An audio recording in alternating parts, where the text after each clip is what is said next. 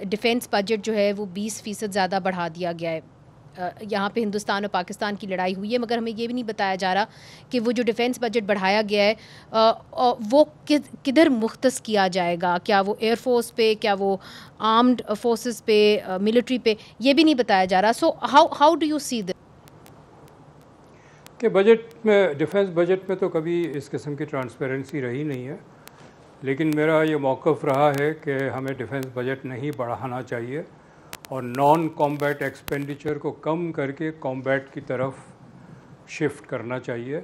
ये सही है कि एक वॉर की सिचुएशन है, इंडिया से ख़तरा है। वो कहते हैं कि ये पॉज है, हम जंग दोबारा करेंगे, तो तैयारी तो हमने करनी है। और अलर्ट जब होता है तो उसमें रिसोर्सेज चाहिए। वो रिसोर्सेज नॉन कॉम्बैट एक्सपेंडिचर से आने चाहिए थे। अगर 18-20% इंक्रीज़ किया है तो ये तो it will kill the economy. अगर ये कहते हैं कि जी ओवरऑल करंट बजट कम हुआ है और डिफेंस 18-20% बढ़ा है, तो मुझे बहुत गौर से देखना पड़ेगा कि ये 2+2 ऐड कैसे होता है। 20% बजट डिफेंस का बढ़ा के अगर आपने फिर भी करंट एक्सपेंडिचर ओवरऑल कम किया है तो फिर कहाँ पर कम किया? डेट सर्विसिंग में हम कम नहीं कर सकते हैं, हमारे पास इख्तियार ही नहीं है वो कम करने का। तो ये बजट को थोड़ा गौर से देखना पड़ेगा कि ये जी कहाँ पर ऐड जी नंबर्स ऐड हो रहे हैं या नहीं हो रहे जी हैं। कैसर बंगाली साहब, इन्होंने बात की है कि जी नेशनल फिस्कल पैक्ट एक होना चाहिए, और ये एक शायद आईएमएफ की शर्त भी थी कि ये होना चाहिए। मगर नेशनल फिस्कल पैक्ट के अंदर ये है कि जी आप अप्रूवल हो जाएं, अमेंडमेंट्स हो जाएं, बैंक रेजोल्यूशंस की, डिपॉजिट लेजिस्लेशन की, एक मॉनेटरी पॉलिसी बन जाए सारे सूबों के दरमियान।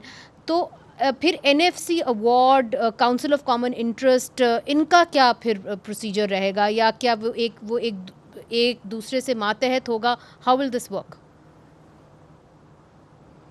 National Fiscal Pact is an aberration, just like SIFC, it's also an aberration.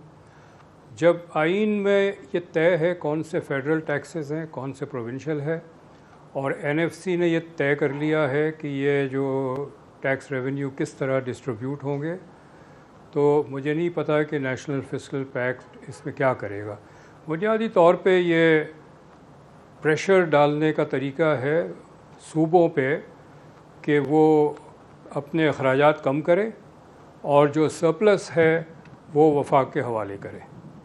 वफाक अपने अखराजात कम करने को तैयार नहीं है, लेकिन सूबों पर प्रेशर डाला जा रहा है कि वो अपने अखराजात कम करें। जी, ये अच्छा लफ्ज़ है national fiscal pact, but this pact is already available in the constitution. एक और एक्स्ट्रा कॉन्स्टिट्यूशनल पैक्ट की तो मुझे जवाज़ नज़र नहीं आता।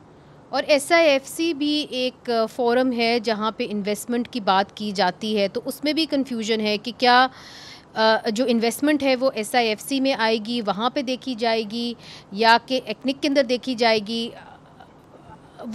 वो इन्वेस्टर के लिए कंफ्यूजन पैदा करेगी? जी ऑलरेडी किया हुआ है ये, and it's violating the constitution. ये जो बॉडीज़ हैं, एक्टिक है, पहला स्टेज जो है किसी भी प्रोजेक्ट का प्लानिंग कमीशन से गुजरता है, फिर then it moves up into एक्नेक एंड कैबिनेट।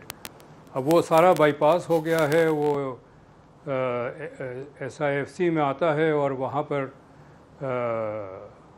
एक फियाट होता है, एक जजमेंट दिया जाता है और वो प्रोजेक्ट अप्रूव हो जाता है।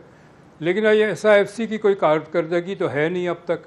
It was suppose it is build as a facilitation council, investment facilitation council, और बाहर से इन्वेस्टमेंट लाना था। अब तक तो कोई इन्वेस्टमेंट आई नहीं है। एसआईएफसी की कोई कारकर्दगी अब तक नहीं है, सिवाय इसके कि वो आइन के बाहर एक इदारा है।